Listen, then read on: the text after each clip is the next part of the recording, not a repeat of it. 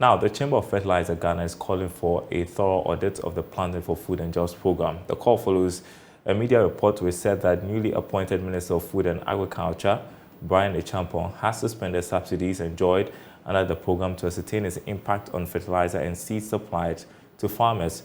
Reacting to this, Chief Executive Officer of the Chamber, Prince Adepa, said there must be a review to ensure that fertilizer supplied is affordable and available to farmers. He joins us on Zoom to explain some more. Good afternoon to you, sir. So fertilizer suppliers are one of the main players under the Planting for Food and Jobs program because you supply the farmers. So do you hold the view that the suspension of subsidies under the PFJ is a good move? You're muted.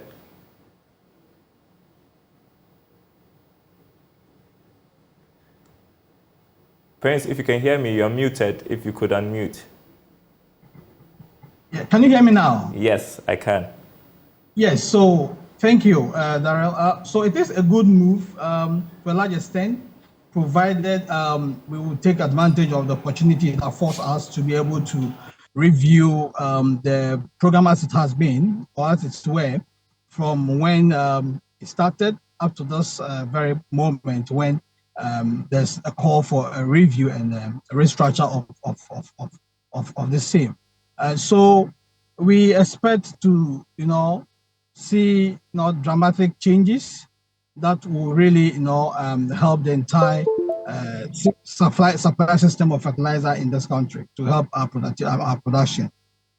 The only challenge we have really is with the timing, because we feel it's coming a little bit late in the day when the southern season has already taken off.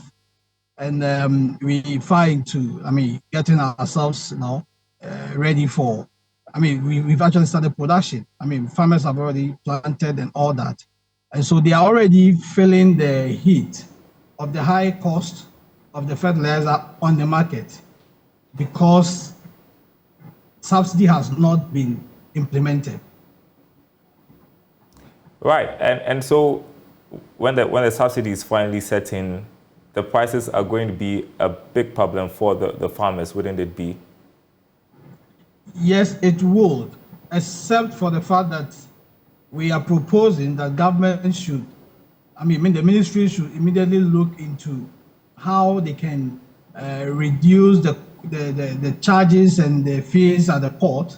Okay, that would automatically impact the final price to the farmer. So now the program is on suspension, but we know there's been a budget allocation to support this program for this season. If immediately government can look at specific cases of companies that are bringing in products at this moment when they are now looking into restructuring and offer some concessions in terms of the rates that, the fees that are paid at the port, and possibly look into giving some concessions, that would be helpful because ultimately it will impact on the final cost of a bag to the farmer. When you call for an audit to be done, how differently do you want things to be done under the Planting for Food and Jobs program? Yeah, so we need to learn from our mistakes, from where we started off. So PFJ has run for a number of years. And so if now we are calling for suspension of it because we feel not all has been well with it, with the program, then we need to measure the objectives of what it was supposed to have attained, okay, as against the real results that we have achieved. And so before we move to any new program at all, it will be very helpful to have an impact assessment report, okay, or audit conducted on the PFJ as it were, and be able to bring out all the challenges or identify all the challenges that bedevil the program. And then from that point, we can be sure that at least we have our hands on the problems and now devise very cogent strategies that will mitigate those problems, so that we don't go in circles trying to, achieve what may not be achievable eventually. Well, we've had the former Agric Minister tout the success of the PFJ, if there's anything to go by. But I want to talk about your debts. Do you think government will be able to clear the debts owed you? And how are you working with the new Agric Minister to make that work? Yeah, so with the issue of debt, is an issue also of priority. And so again, I will say there is an opportunity. Now that new contracts have not been signed, but we well know that there's been a budget allocation. If those funds are supposed to be used for this program at all, that was supposed to be used for this program. Now it affords an opportunity to be able to clear the outstanding debts. Now bring some more working capital into the hands of importers.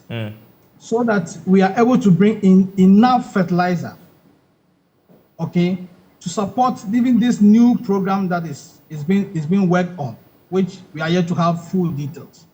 Now, with a question regarding how we plan to work with the ministry, our doors are always open, and we've always come out with proposals to the effect that most of our suggestions and the predictions in the past has been useful, because we were not far from the realities that eventually happened.